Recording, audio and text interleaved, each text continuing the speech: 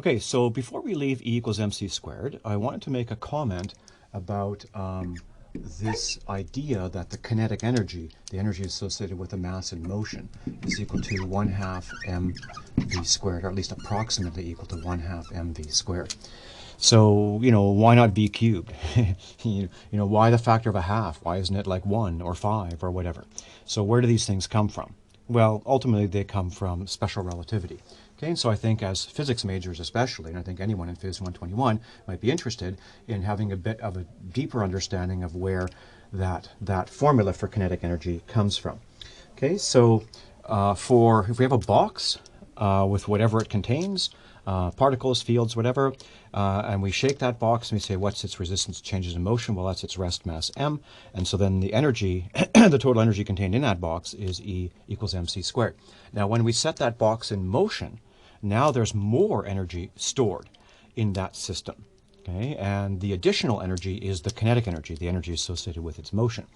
And and then Einstein's formula, E equals mc squared, generalizes to E is equal to gamma, some factor of gamma, called gamma times mc squared. Okay, so this applies to a, how do I want to say this? This is, isolated moving system.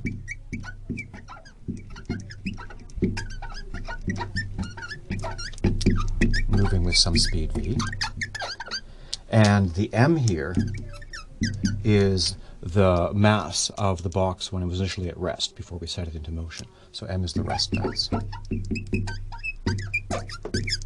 Okay? And this factor of gamma, so what is that? So for some of you who have done a little bit of special relativity, you'll recognize this factor of gamma as being related to the speed in this little formula. Gamma is 1 divided by the square root of 1 minus v squared over c squared. Okay, so in relativity, the speed v is meaningless. The only thing that means anything is the speed relative to the speed of light. So it's this dimensionless ratio v over c squared. Okay, and as v over c approaches 1, we'll have a 1 minus something almost equal to 1. We'll have a very small denominator, and gamma will become very large. Okay, and we'll talk about that in a second. Okay, so this factor of gamma depends upon the speed, and it makes the energy bigger than mc squared, depending upon this, according to this formula here. Okay, and this factor of gamma is called the Lorentz factor.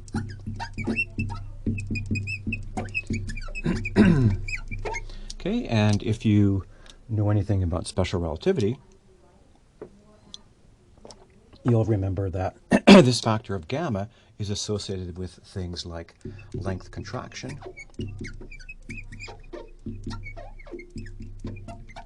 and time dilation.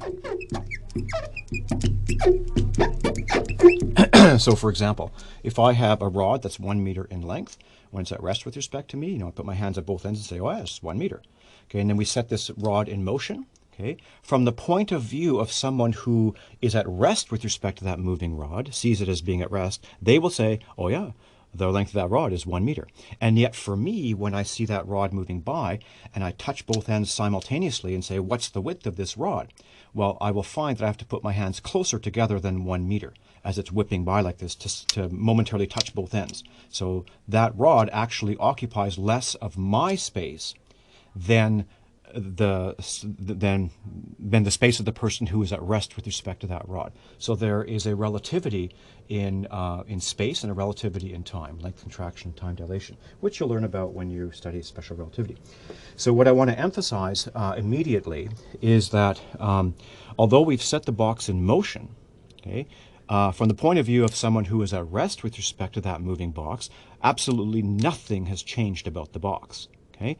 And you can see that very clearly by just saying, well, how can I get a box moving with speed v relative to me? Well, I can take the box initially at rest and push it, and then now it's drifting past me with a speed v.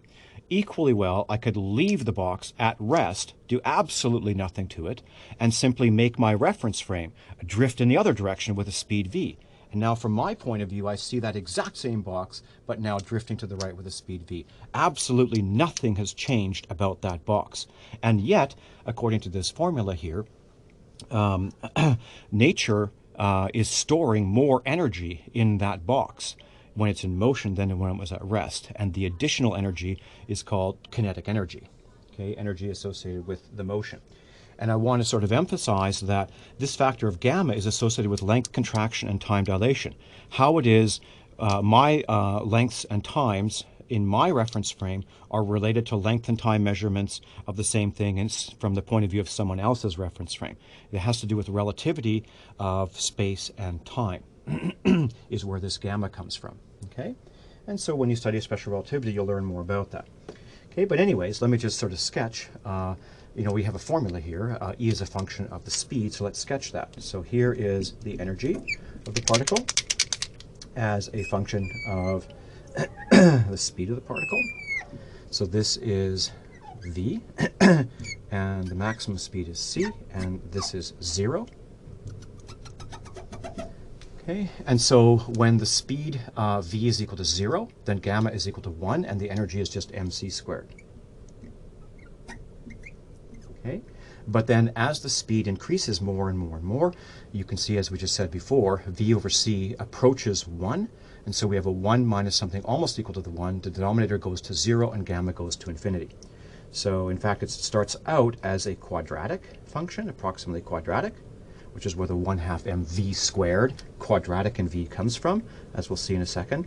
But then it becomes non-quadratic, and it goes all the way up to infinity here as the speed of the object approaches the speed of light. Okay, so one important thing to mention right away is that you can give a particle or a box of rest mass m, you can give it any energy you want. Okay, so with the LHC, you've got particles that are zipping around, like a proton that's zipping around at very, very close to the speed of light. Every time that particle comes around, you can give it more energy. Energy cranks up. It comes around again, give it more energy, give it more energy, give it more energy. You can give it an arbitrarily large amount of energy. And then as you do that, the speed approaches closer and closer and closer to the speed of light. So at the LHC, I don't know what it is, it's something like 99, those protons are moving at something like 99.99997% the speed of light. Okay? So this portion of the curve is approximately quadratic. So when we're at speeds that are low compared to the speed of light, this is approximately quadratic in velocity, in speed. But when we go to speeds that are, you know, comparable to the speed of light, then this is definitely not quadratic.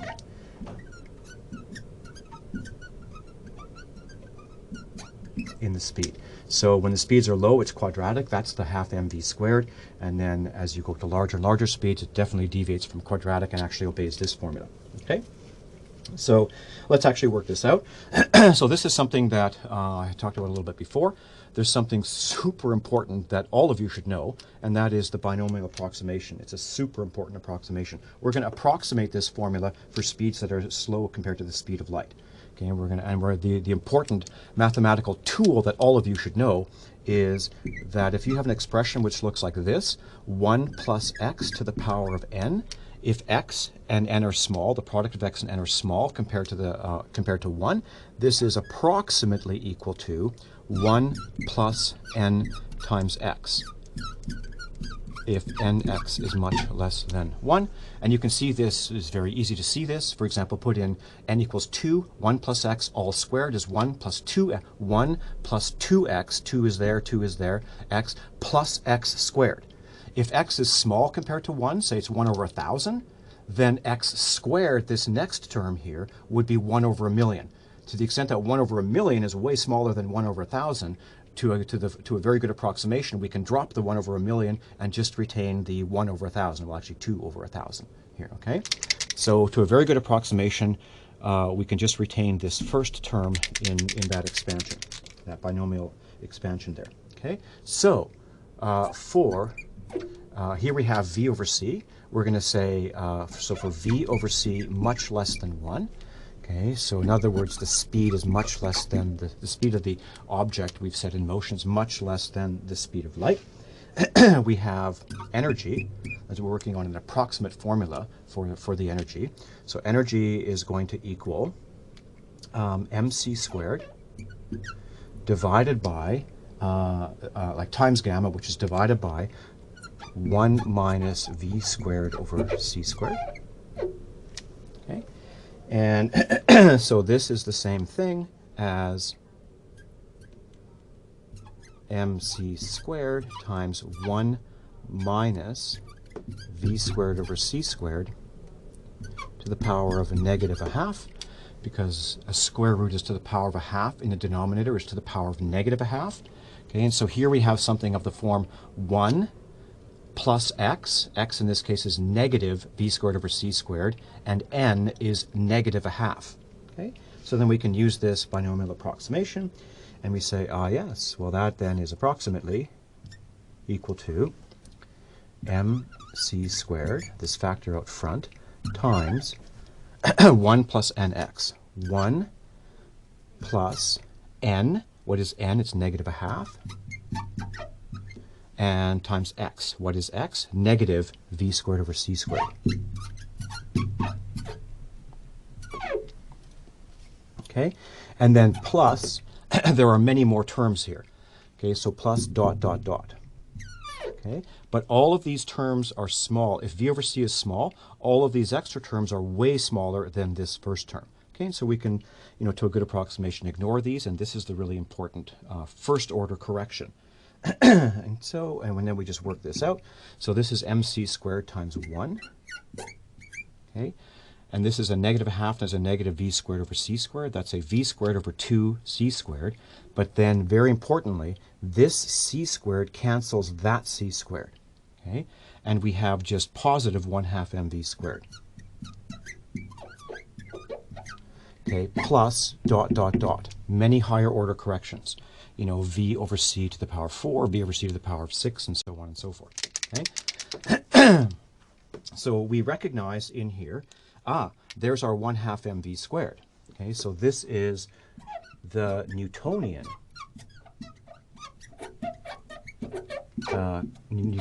kinetic energy. Okay? And so we see why is it v squared? Well, basically because there's a v squared in that expression for gamma. Where's the factor of a half come from? Well, it basically comes from this square root factor over here. Okay, and so that's where it comes from.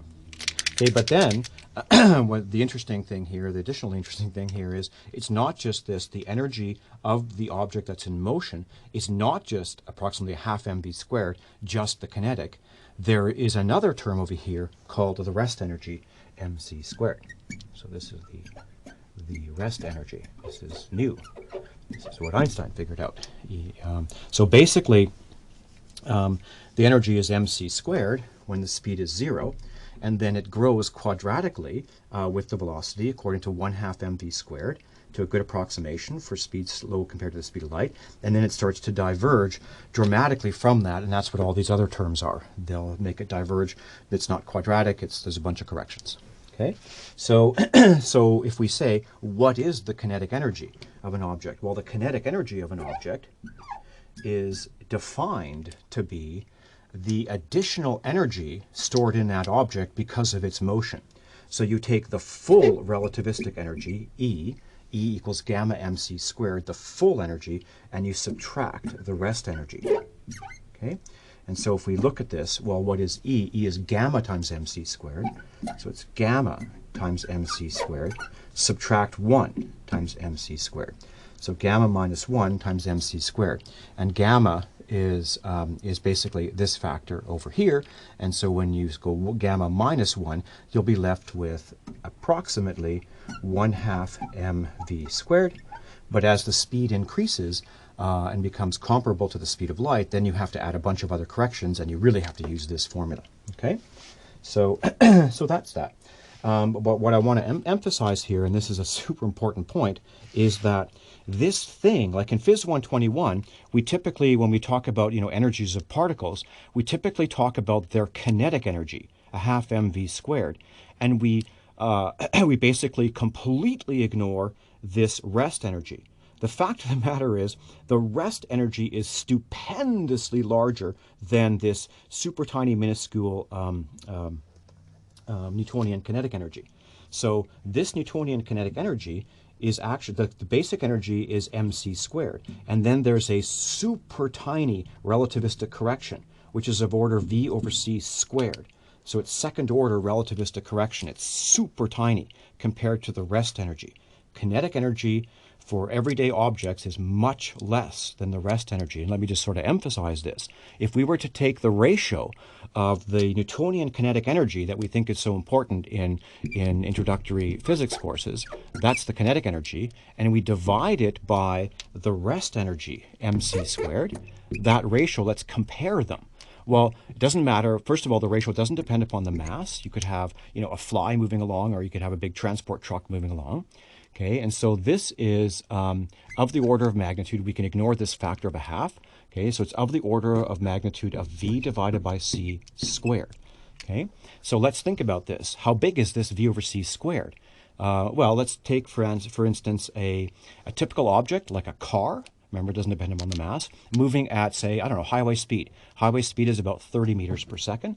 So we have 30 meters per second divided by 3 times 10 to the 8 meters per second is 10 to the minus 7. And then we take 10 to the minus 7 and we square it. So this is 10 to the minus 14. Okay, so it says that when you look at an object like this object over here that's in motion, yeah, sure, it's got some kinetic energy, but the vast majority of the energy is its rest energy. Okay. In fact, the kinetic energy is only about 1 part in 10 to the 14. Okay, of the actual energy. It's a super ultra minuscule, tiny relativistic correction to the rest energy, which is the main energy, okay, associated with it. Okay, and so I want to emphasize this number is ridiculously tiny. Okay, so when we do physics experiments at the LHC, the highest precision experiments we can possibly do, one example is the magnetic moment of the electron. We can measure this to, say, 12 decimal places. So we know it to an accuracy of 1 part in 10 to the 12. This tiny correction of the Newtonian kinetic energy above the rest energy is 1 part in, say, 10 to the 14 for cars driving on the highway. And so we can't even measure that. It's impossible. We don't have the technology to even measure that. It's so tiny. Okay? So the real energy so you got to recognize that all the stuff around us, there's tremendous amount of energy all around us. And when we have anything in motion, like a football player running down a football field, there used to be a tremendous amount of energy over here, and then the football player moves from here to here. So through this sort of dividing line between region 1 and region 2, a tremendous amount of energy has flowed in the form of essentially rest mass energy with a tiny correction of kinetic energy. Okay, so conservation of energy is not some abstract accounting principle. It's like, well, let's see, this enormous amount of energy moved from here to here. And what did it consist of? Basically, rest mass energy of all of those atoms is huge. So there's a huge physical flow of material associated with the flow of with objects moving around in our day-to-day world. Conservation of energy is as obvious, as intuitively obvious as just conservation of mass in water flow. Okay, 1 kilogram of water used to be in this region, and then it flowed into this region. And so, so the mass of this region went down by 1 kilogram, the mass of this region went up by 1 kilogram. Conservation of mass. Conservation of energy is, to the lowest order approximation, just conservation of mass, because energy and mass are equivalent. It's basically the same thing. Okay, so you should, as physics students, understand conservation of energy as very, very concrete. And whenever there's a flow of energy, that's accompanied by a flow of mass. Okay, whenever you add energy to a system, you're also adding mass to a system. Okay, and it's a very, very concrete physical process. And yeah, anyways, so that's a really cool thing that I hope you find interesting or whatever. Very good. Oh, wait, I just want to say one more thing while we have this formula E equals gamma mc squared up here on the board. And this is to help address some really common sort of questions, confusion, misunderstanding that, intro physics students have as to how, relativity deals with massless particles. How can a massless particle have energy? How can it have momentum? Okay, so for instance, the problem appears to be, well, if particles like photons and gravitons, which strictly move at the speed of light, have zero rest mass, if you set m equal to 0 here, it says, well, the energy is 0. Well, not quite. Not so simple. Okay, because when the speed is equal to the speed of light, this v over c becomes 1. We have a 1 minus 1 is a 0 in the denominator. 0 in the numerator, rest mass 0, 0 in the denominator, because V is equal to C. 0 divided by 0 is indeterminate.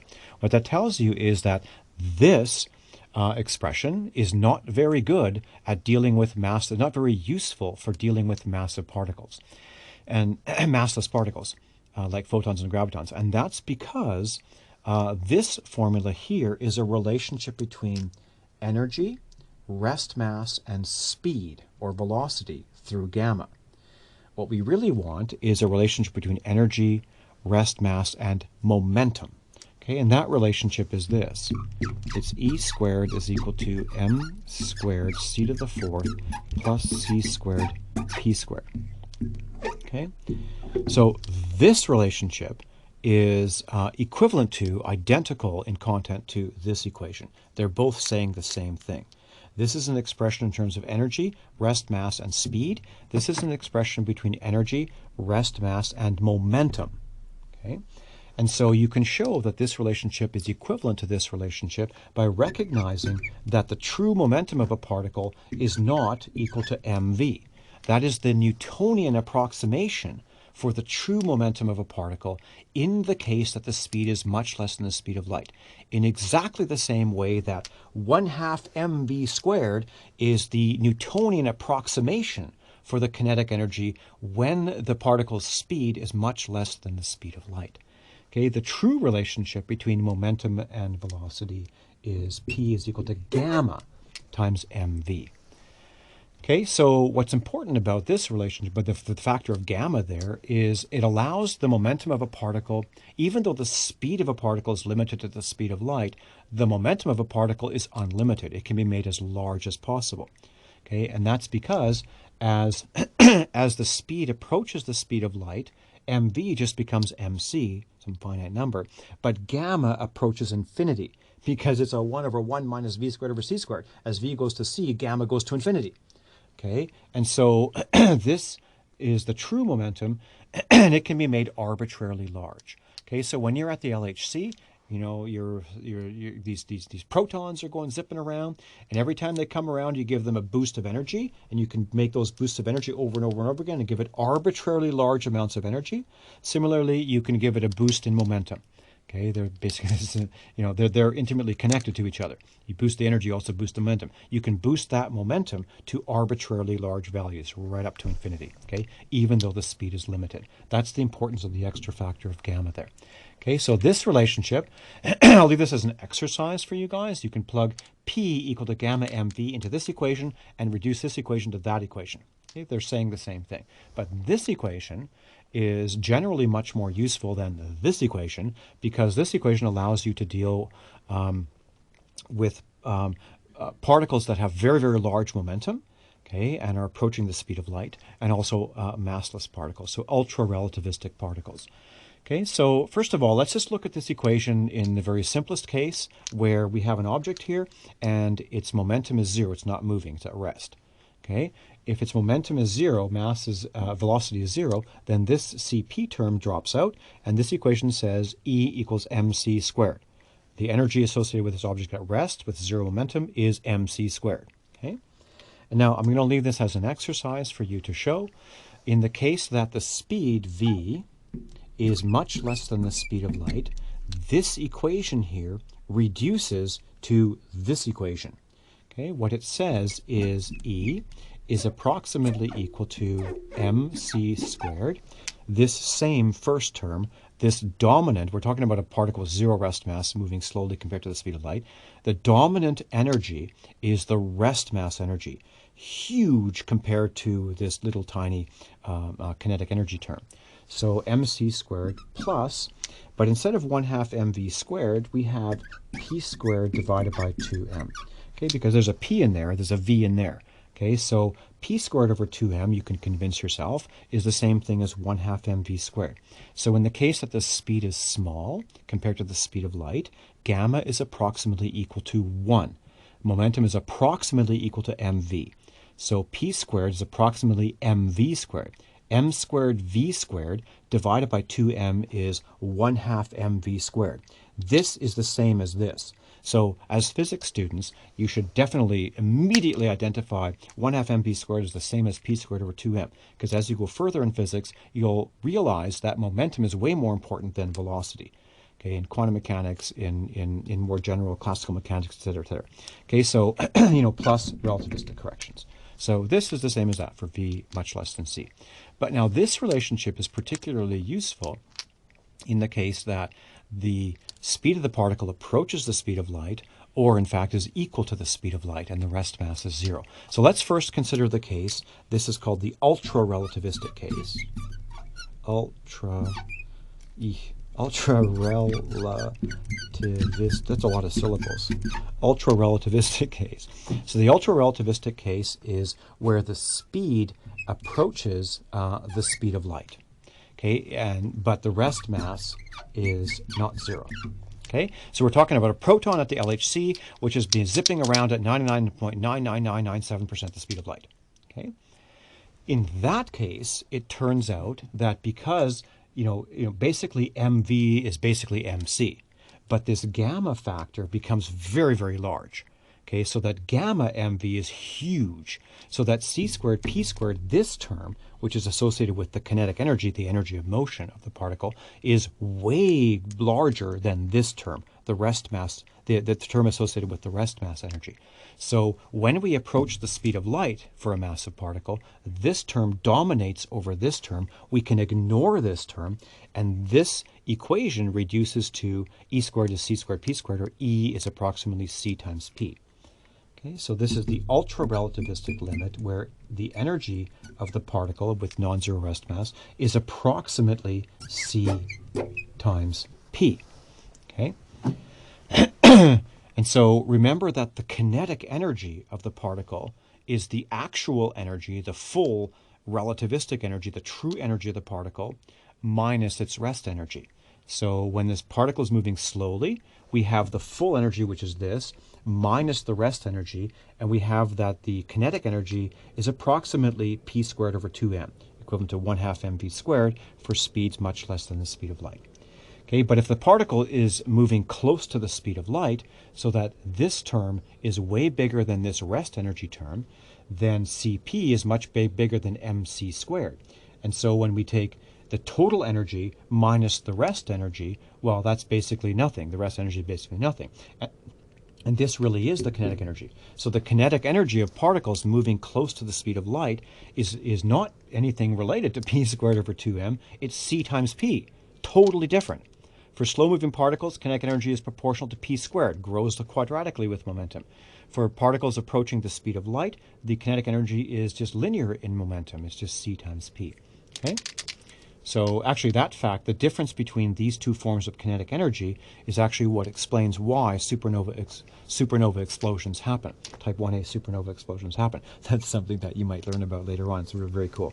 So then let's go to the most extreme case of particles not just approaching this, excuse me, not just approaching the speed of light, but really moving at the speed of light.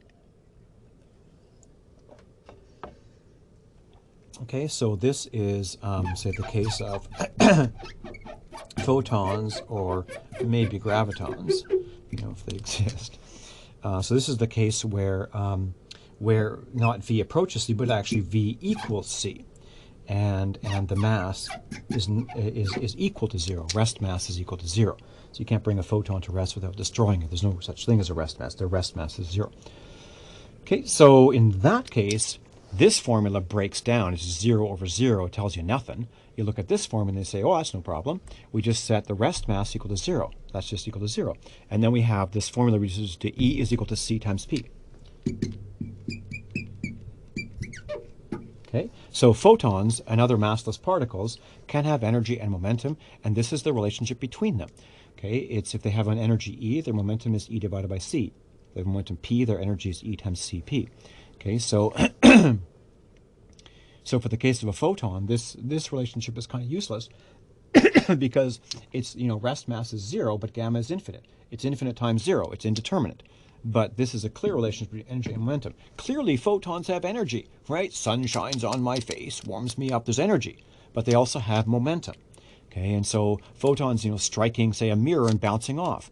Okay, there will be a momentum transfer to that mirror, and so an average, like a force, an impulse, and it will tip the mirror over. There were light sails, right? You have light sails out in the solar system, and sunlight can like push them around and so on. So photons have both energy and momentum. Zero S mass particles can have energy and momentum. It's not a problem. One last thing I want to say about this, and this is very important, is that there's nothing particularly magical or special about photons compared to any other particles. The point is that even if you have a particle with a non-zero rest mass, like protons and so on, if you speed them up to something close to the speed of light, the relationship between energy and momentum is almost the same as it approaches the same as that for massless particles. So in other words, very, very fast-moving massive particles behave the same as photons. Okay, they obey this same relationship.